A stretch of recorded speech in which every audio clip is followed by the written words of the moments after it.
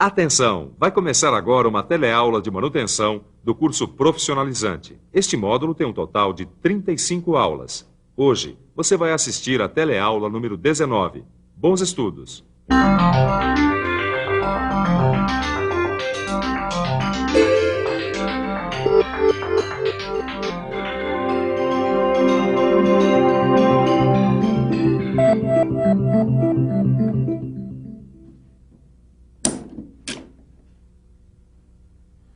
Eu estava aqui desmontando esse conjunto mecânico e encontrei alguns rolamentos com defeito. Então eu vou ter que substituir esses rolamentos defeituosos por outros, tomando cuidado para não danificar os que estão em boas condições. Na verdade, isso que eu estou fazendo aqui é um procedimento comum na manutenção. Na teleaula de hoje, você vai aprender como executar esta tarefa. Isto é, como verificar, desmontar e montar esses conjuntos mecânicos conhecidos como mancais de rolamentos. Ah, você também não sabe o que é um mancal? Então preste atenção, porque este é o assunto da nossa teleaula de hoje.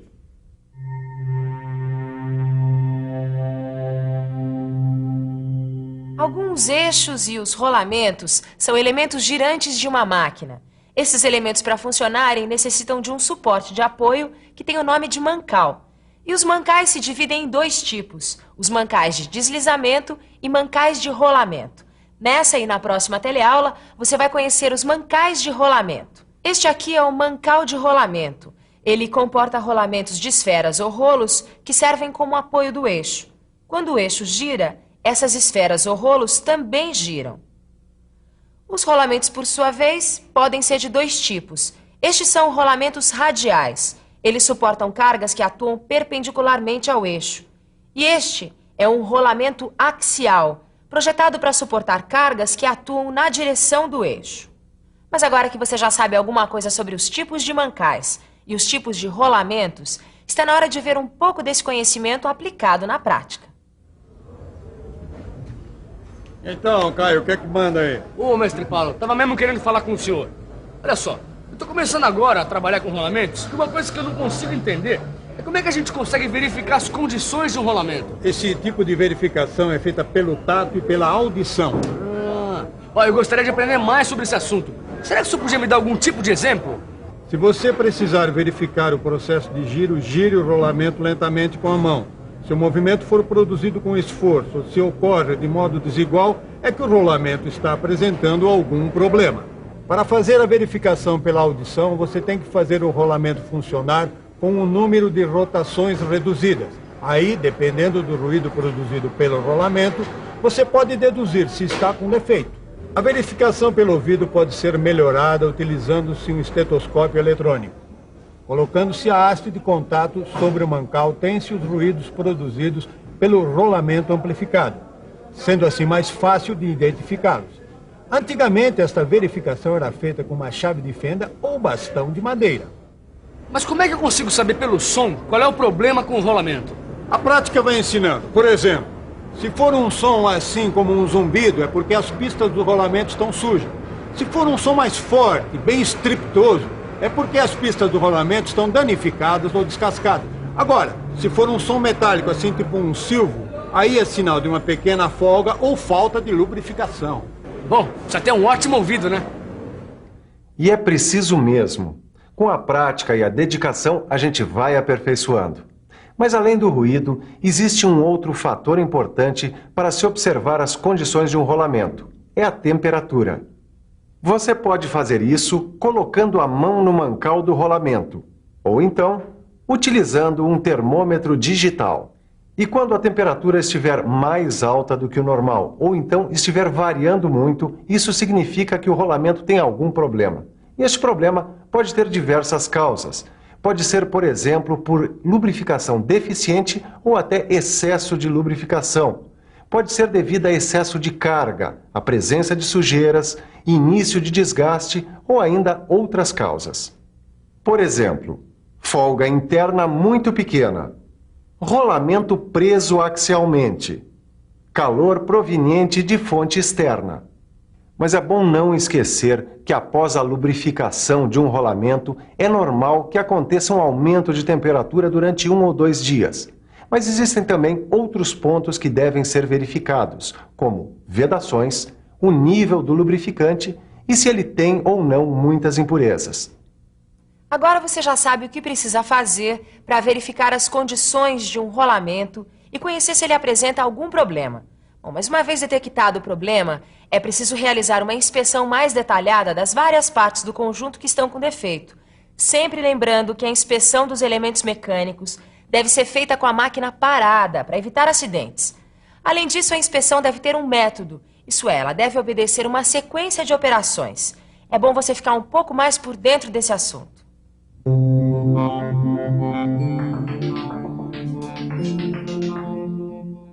Antes de tudo, é preciso limpar com cuidado as superfícies externas do conjunto a ser desmontado. É importante anotar a sequência exata da remoção das peças, que servirá de guia para a montagem posterior. Com a retirada dessas peças, será mais fácil a remoção do eixo com o rolamento. Após a retirada do eixo com o rolamento, é preciso verificar o lubrificante. Vários tipos de impurezas podem ser sentidas através do tato. E uma fina camada de lubrificante espalhada nas costas da mão permite que você realize uma inspeção visual. Outra coisa muito importante é não permitir que sujeiras e umidade penetrem no conjunto desmontado, enquanto é realizada a inspeção do rolamento. É necessário proteger o conjunto com plástico ou pano. Depois, você deve lavar o rolamento exposto. Essa lavagem deve ser feita com pincel e querosene. Lembre-se, porém, que rolamentos blindados com 2 placas de vedação ou proteção nunca deverão ser lavados. Uma vez lavado o rolamento, é preciso secá-lo com ar comprimido ou pano, mas nunca use estopa, pois os fiapos podem contaminar o rolamento. E no caso do ar comprimido, é preciso ter cuidado para que nenhum componente do rolamento entre em rotação. Tanto na operação de desmontagem quanto na de montagem de um rolamento, é necessário ter vários cuidados. Se um rolamento apresentar problemas, eu vou ter que desmontá-lo, né? Sim, mas antes de você fazer a desmontagem, o primeiro passo é marcar a posição relativa de montagem. Tá bom, e como é que eu faço isso? Uma coisa, você tem que marcar o lado do rolamento que está para cima e o lado do rolamento que está para frente. Outra coisa fundamental é escolher as ferramentas adequadas. Certo, mas digamos que eu tenho que desmontar um rolamento com interferência no eixo. Como é que eu faço? Realmente tem muitas coisas para você aprender sobre esse assunto. A desmontagem de rolamento com interferência no eixo é feita com um saca-rolamento, de modo que as garras da ferramenta fiquem apoiadas diretamente na face do anel interno. Mas se não for possível alcançar a face do anel interno, você deve colocar as garras sobre o anel externo. Só deve tomar cuidado para que o anel externo seja girado durante a desmontagem. Com isso, os esforços vão se distribuir igualmente pelas pistas. Isso evitará que os corpos rolantes marquem as mesmas. Se você não tiver um saca-rolamento, pode usar um punção de ferro ou um de metal, relativamente mole, com a ponta arredondada. O importante é que a ferramenta deve ser aplicada na face do anel interno. Outra coisa, o rolamento não deverá receber de jeito nenhum golpes diretos do martelo. Este método exige muito cuidado para não danificar o rolamento e o eixo. Com todos esses cuidados que o mestre Paulo indicou, você vai fazer uma desmontagem sem danificar o rolamento. E para montar o rolamento, você também deve ter uma série de cuidados, como escolher o método certo de montagem, observar a limpeza do rolamento e do local da montagem. É preciso selecionar as ferramentas adequadas, que deverão estar em boas condições de uso para a montagem. Depois disso, você ainda tem que tomar várias providências. Remover as rebarbas e fazer a limpeza do eixo e encostos. Verificar a exatidão de forma e dimensões dos assentos do eixo. Mais uma coisa importante. Se você for substituir o rolamento, só tire o rolamento novo da embalagem na hora de fazer a montagem, porque a embalagem tem um protetor antiferruginoso. Se você aplicar esses princípios direitinho, pode se considerar pronto para iniciar a montagem. Mas não esqueça que você vai fazer a montagem de rolamentos com interferência no eixo. Para fazer esse tipo de montagem, você deve seguir os seguintes passos. Primeiro, lubrifique o assento do rolamento. Depois, Posicione o rolamento sobre o eixo com o auxílio de um martelo. Mas lembre-se de que os golpes não devem ser aplicados diretamente no rolamento, e sim no tubo metálico adaptado ao anel interno. Para fazer a montagem, use as roscas internas ou externas já existentes no eixo.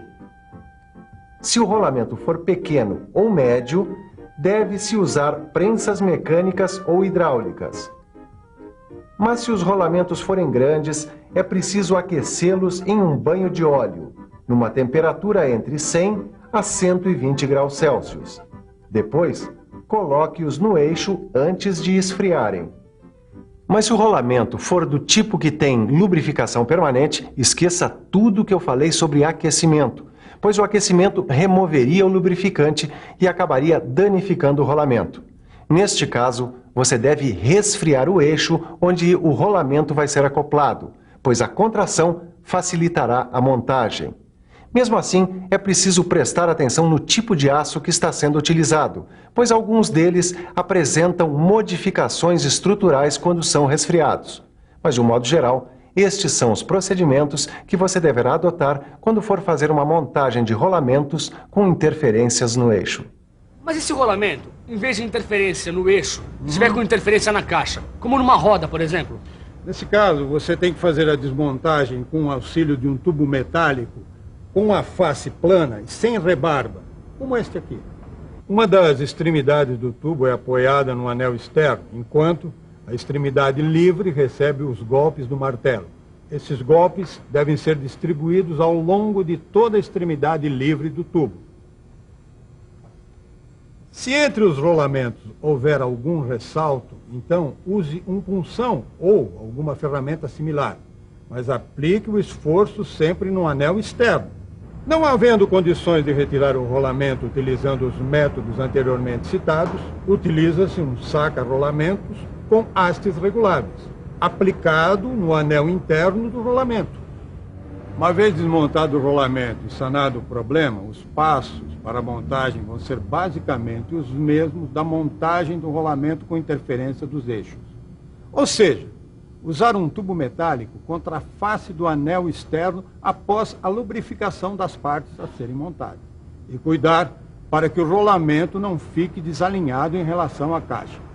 Você também pode utilizar uma prensa hidráulica ou mecânica, e se os rolamentos forem grandes, deve ser aquecida a caixa para a montagem. No seu livro você vai encontrar ainda como fazer montagem e desmontagem de rolamentos sobre buchas. Mas vamos com calma. Antes, que tal uma boa revisada em tudo que a gente aprendeu hoje? E atenção, se liga aí que é hora da revisão.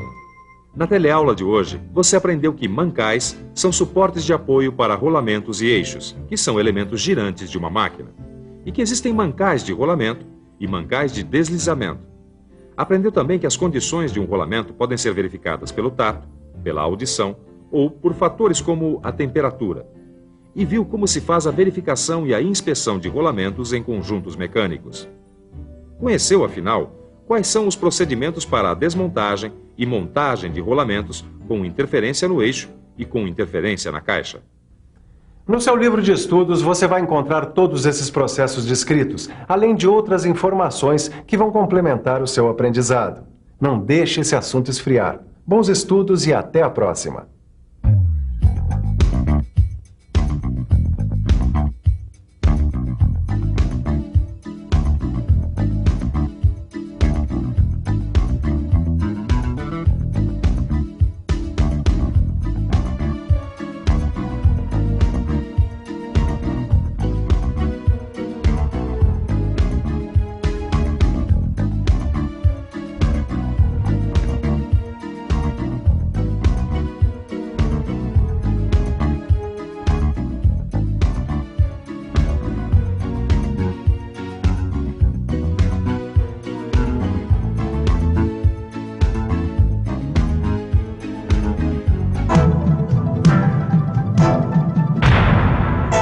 Telecurso 2000, um programa de educação do Sistema Fiesp e da Fundação Roberto Marinho.